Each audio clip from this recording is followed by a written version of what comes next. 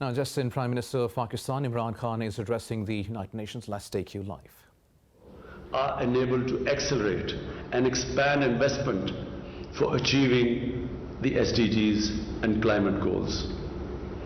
I believe that the following actions at the national and international level are indispensable to respond effectively to the triple crisis.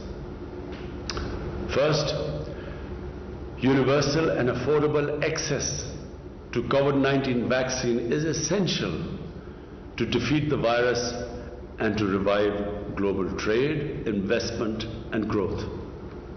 The world must ramp up vaccine production, including in the developing countries, and ensure its rapid distribution. While the support offered by some major nations is commendable, more needs to be done. Of vital urgency is the waiver of intellectual property rights, even if temporary, vaccine production under license, full funding of COVAX facility, and provision of grants and concessional lending to enable developing countries to purchase vaccine at fair prices. Second, adequate finance must be mobilized to enable the developing countries to meet the triple challenge of COVID recovery, SDG implementation, and realization of environmental goals. There are synergies in these three challenges which should be utilized to build back better. The high-income countries have been able to inject $17 trillion to stimulate their economies. The developing countries, on the other hand, are estimated to need at least $4.3 trillion to recover from the crisis and implement the SDGs. They have so far, unfortunately, secured access to less than 5% of this amount. Last September, I had proposed the creation of new IMF special drawing rights as an effective way to generate development financing. I welcome the agreement to create $650 billion in new SDRs. Yet the additional reserves created for the poorest countries will not provide anywhere close to the magnitude of the financial relief they require. It is therefore essential that the proposal of the IMF Director General that the high-income countries voluntarily reallocate a part of their unutilized IMF quotas, and this should be approved urgently.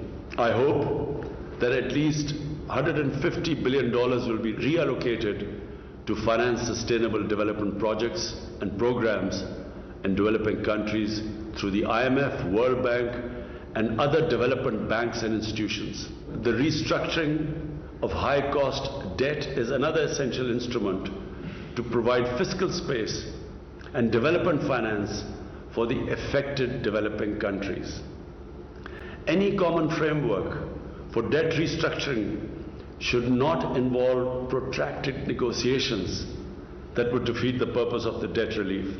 At this critical time, commitments made to provide concessional and grant finance to developing countries, including the 0.7% ODA commitment and the advanced IDA 20 window of $50 billion must be fulfilled. Similarly, fulfillment of the commitment made by developed countries to provide $100 billion per year in climate finance is vital, including for the success of the COP26 in Glasgow. The accumulated climate finance commitment now amounts to over $1 trillion. The amounts offered for development, cooperation, including ODA, cannot be double counted as part of the climate finance commitment. At least 50% of the climate finance should be allocated for adaptation.